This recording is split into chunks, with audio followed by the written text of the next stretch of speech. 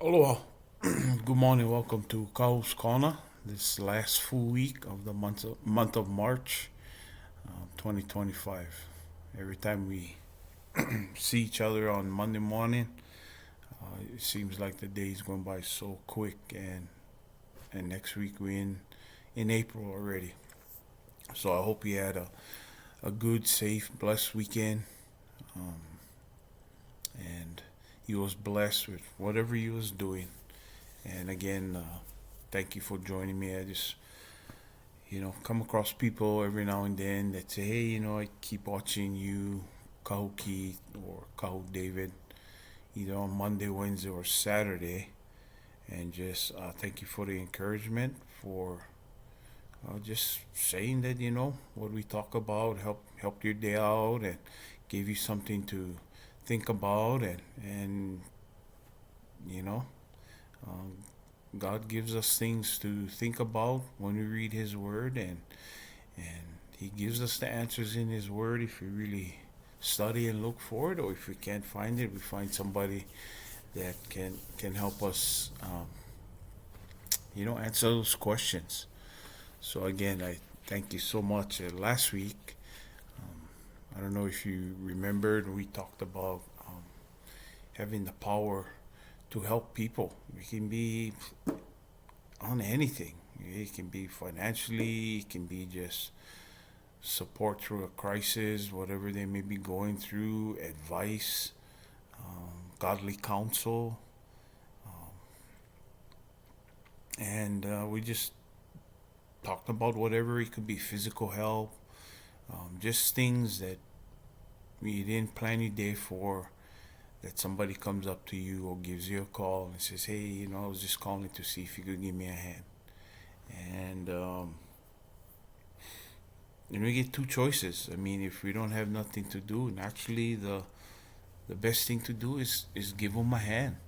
You didn't have anything planned, so you say, hey, you can jump in, you can help out wherever you can. Or you might have something planned that you could maybe put on the side, not very important, and you still can help that person. But the downfall to all of that is you don't have nothing that you had planned, and you say something like, "Well, I'm busy, I cannot help you." That's a sad part of something like that, and I'll be the first to say I've done that in the past, where all I wanted to do, I had a hard day's work, just wanted to come home, rest, turn on the TV, and chill. And as you coming through your day, somebody gives you a call, hey, I get no problem, I was just thinking about you if you could give me a hand this afternoon. Um, you have the choice to say whatever you want. I mean, you can either say, yeah, I'll be right over right after work. Whatever you need, I'll come over. We'll get things knocked out. Or you could say, oh, I'm busy. I already had something planned where you didn't. You're not fooling God. He knows everything we say, how we feel, and that's a sad thing. And we looked at that verse um, in Proverbs 3:27. It says, "Do not withhold good from those to whom it is due, when it is in your power to do it." I mean, you have the power to help somebody. Help them. If God leads you to help them, then help them. But then we didn't take a look at verse 28, the verse right after that. It says, "Do not say to your neighbor, 'Go and come back, and tomorrow I will give it,' when you already have it."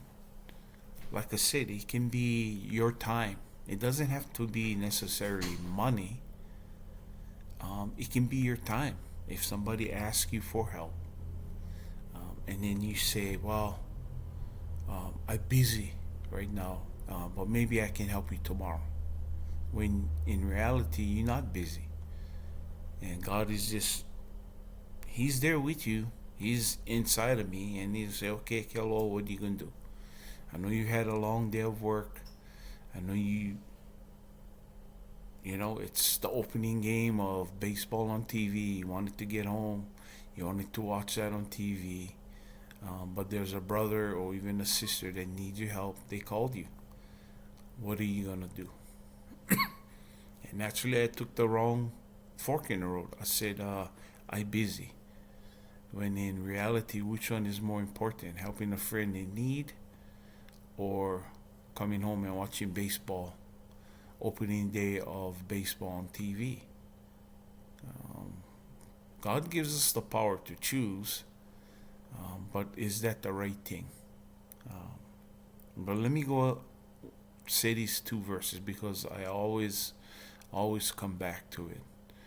It says Proverbs 3:27, do not withhold good from those to whom it is due when it is in your power to do it.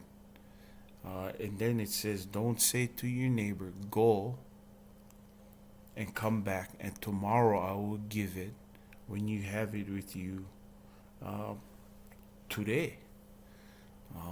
And I wanted to just read one quick, and I can read the whole passage, but I wanted to go to Mark, the Gospel of Mark, chapter 6.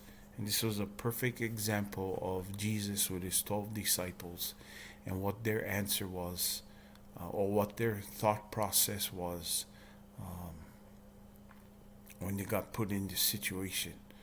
So in the Gospel of Mark, chapter 6, Jesus finally sends his 12 disciples out on the first mission trip. He gives them all the instructions. You can go over there, read it. Awesome passage.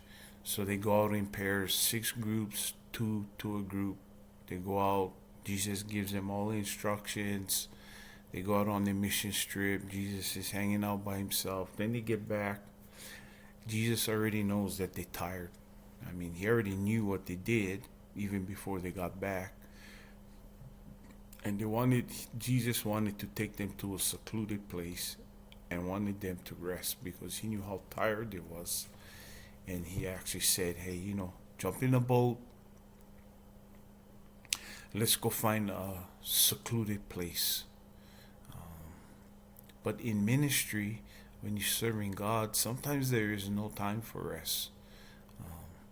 When you complete one task, sometimes God has another task just waiting for you, and you just don't have that rest.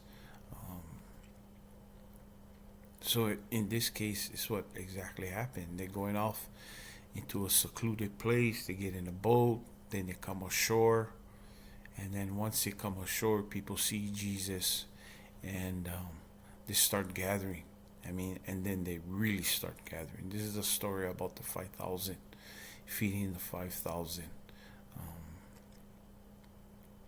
And this Jesus starts teaching them.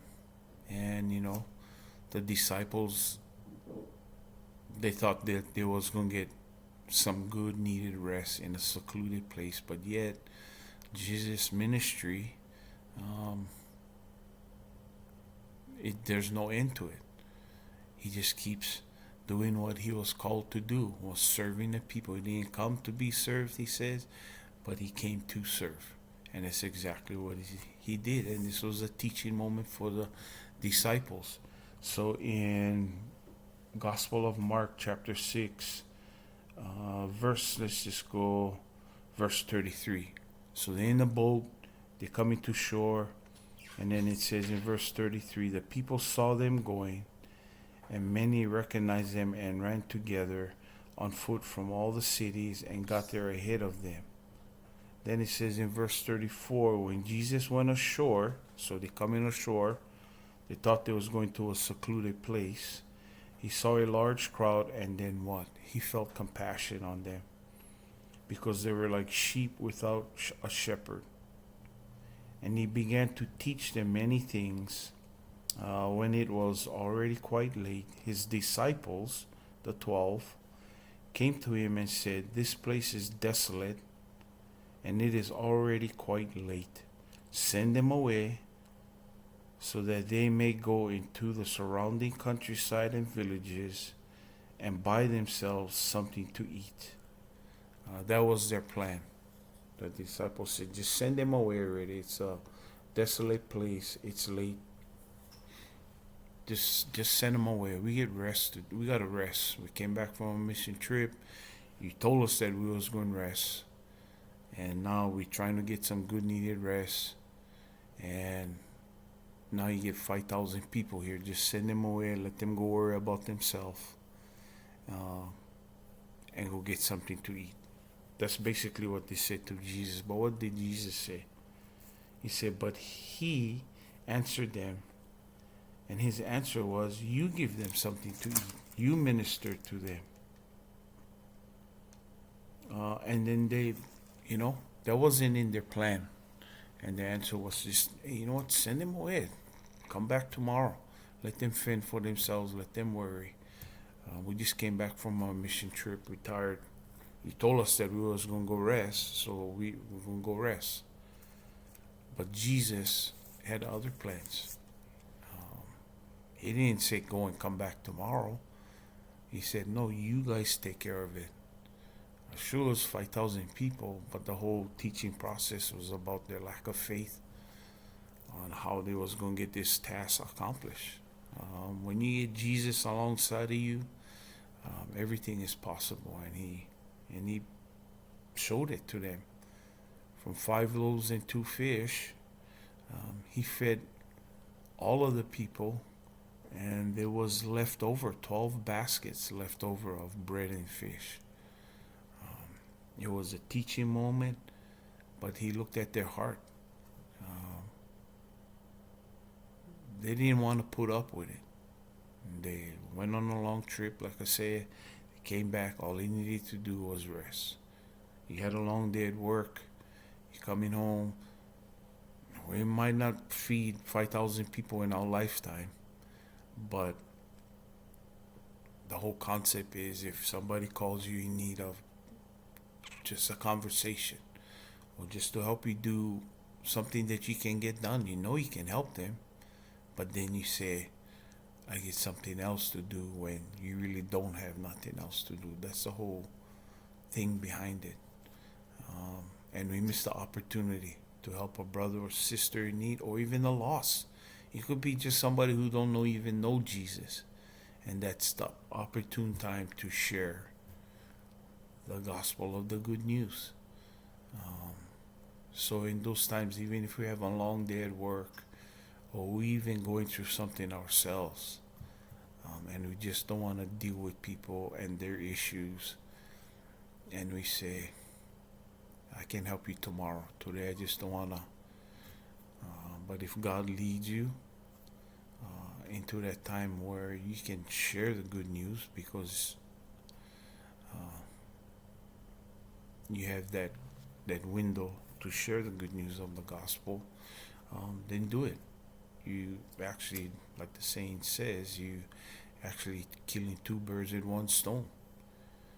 You actually meeting their need, whatever it may be, financial, physical, whatever it is. But then you have the opportunity to do the spiritual too, which is share the good news of the gospel. And the disciples in this case, they missed it. But Jesus said, sit them down on the grass, bring me what you have, and we're going to feed the 5,000. And in the end, everybody was full. They got much needed teaching from Jesus, and Jesus showed them that with God, all things are possible. So I hope you guys have a blessed day. Look for those little opportune moments that you can share the good news, help a friend in need, and in that process, you're going to be blessed to bless. So have an awesome day. Aloha.